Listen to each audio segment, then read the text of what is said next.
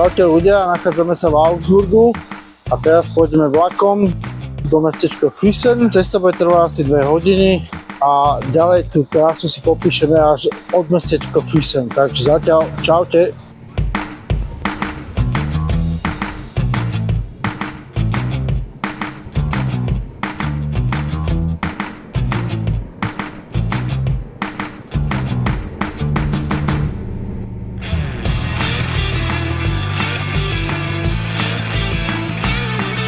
Úspešne som dorazil do mesta Füssen v Bavorsku. Za mnou sa nachádza Hohenschloss. Mesto Füssen sa nachádza v Bavorsku, ako som povedal, v časti Allgäu. A Allgäuské Alpy sa rozprestierajú na území Nemecka a Rakúska, na nemeckej strane Bavorska a Baden-Württemberg a na rakúskej strane Vorarlbergsko a Tyrolsko.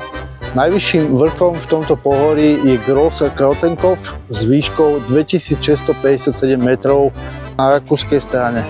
Dneska uvidíme jazero Aladze, zrúcanina hradu Falkenstein a potom si pozrieme panoramatické výhľady na Tyrolské aj Bavorské Alpy. Takže dosť bolo slov a teraz sa vydáme na cestu. Táto prvá časť k jazeru Aladze mala necelých 7 km, také chvíľanko po rovinke a potom prišlo toto stúpaničku na radu, šlapem do kopca, taká pohodička, zdravím prvých bajkerov, hej servus! Tí nereagujú, keďže sú vyfúsnutí. Fičím dole s jazdíkom k Meromektickému jazeru, ktoré leží v nadmorskej výške 868 metrov.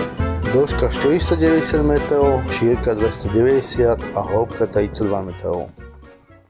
Aladze. Pre tých, čo sa nevyznajú v hydrobiológii, ako som aj ja, sú meromektické jazera buď ľadovcového alebo sopečného pôvodu. Počas druhej svetovej vojny Luftwaffe tu vykonávali testy Focke-Wulf TR-154 a podľa povesti tu boli koncom druhej svetovej vojny potopené zlaté poklady, ktoré v 50. a 60. rokoch žiadny potápač nešiel. Opúšťam toto záhadné miesto, šlapem do kopca na malú prestávku občerstviť sa za Oberalm.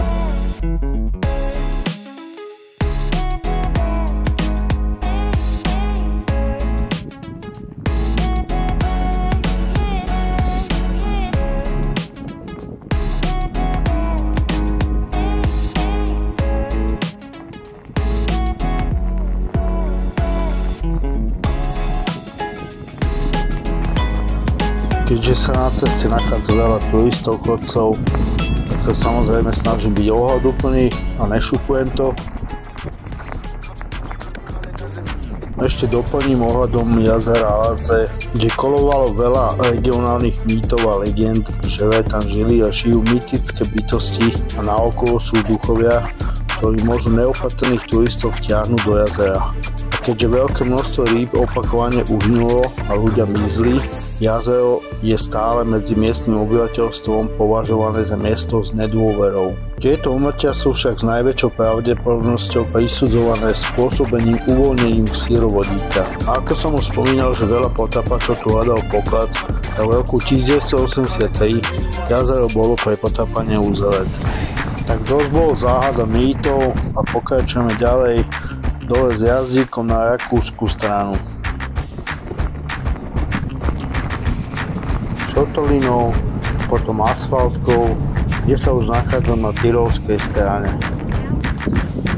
Prechádzam cez rieku Vils a blíži sa k zrúcanine Vilsek. Pôvodne som chcel navštíviť aj túto zrúcaninu, ale keďže ostala z nej iba táto vežička, tak pokračujem ďalej. Tento hrad bol postavený okolo roku 1220-1230, presný dátum sa nevie, a je považovaný za jeden z najvýznamnejších príkladov štauferskej architektúry v Tyrolsku. Štauferovci boli šlachtický rod z obdobia 11. a 13. storočia.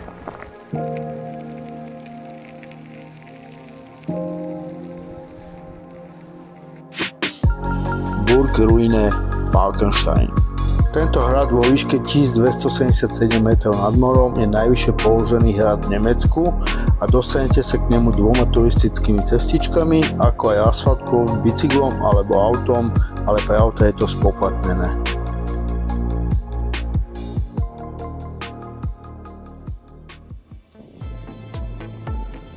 A ďalej pokračujem k týmto nádherným údolím Wilstau na juhozápade Bavorska v časti Ostallgäu na hranici s Tyrolskom, ako som spomínal. Týmto údolím sa dostanete k mestu Fronten.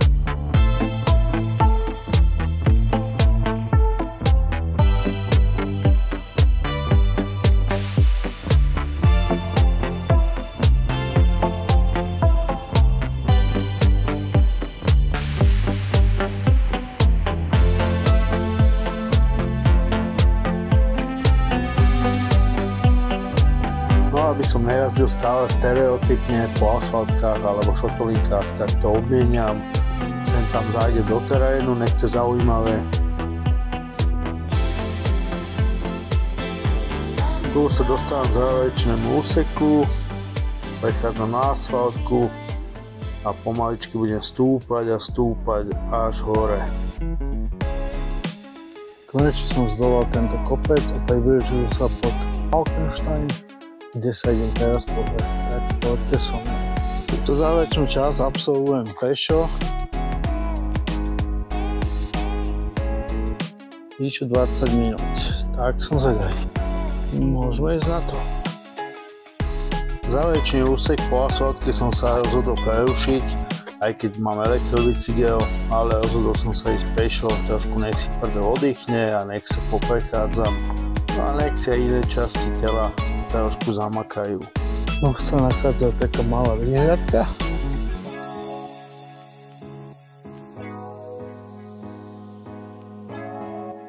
Poviem vám, že to je pekný strmak.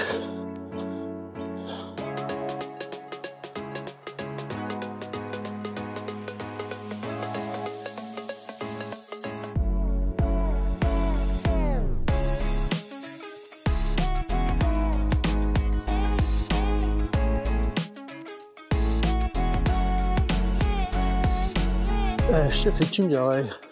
No, doláva posledné metre. Musím uznať, že to bol riadny šlapak.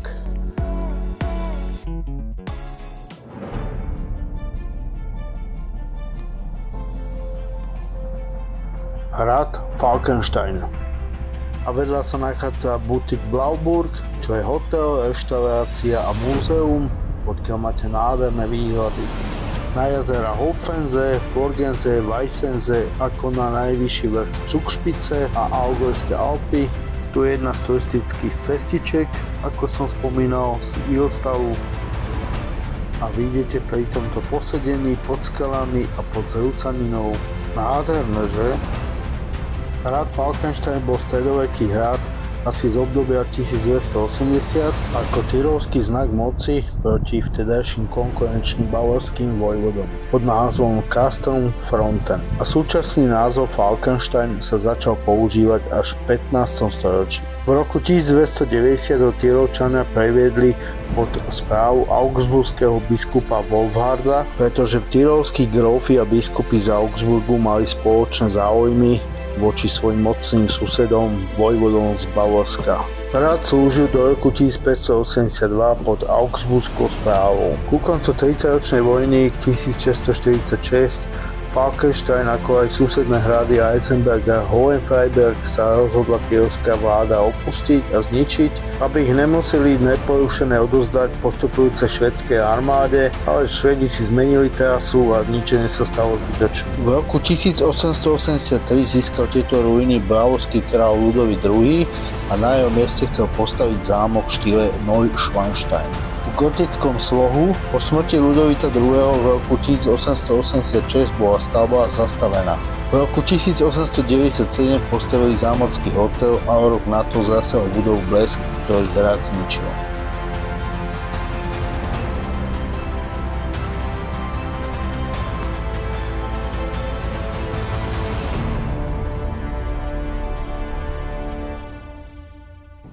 Opúšťam zrúcaninu a vydávam sa smerom k jazeru Weissensee.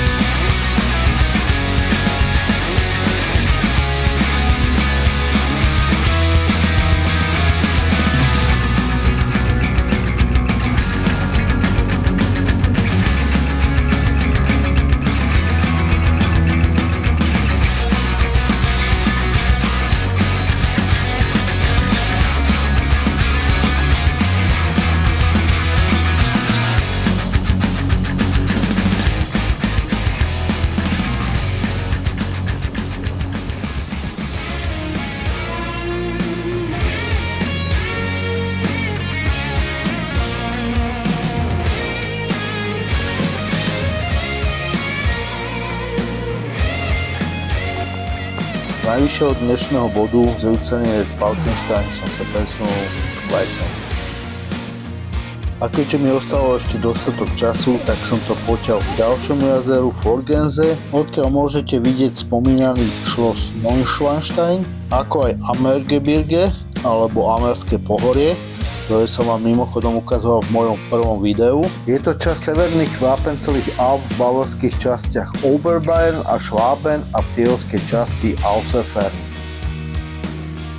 Takže sa s vami lúčim a tento nádherný výlet mi krásne uletel a je tu koniec. Ešte raz ďakujem za sledovanie a ak sa vám páči moja tvorba, tak vás poprosím o bezplatný odber, like či komentáre. Čauko!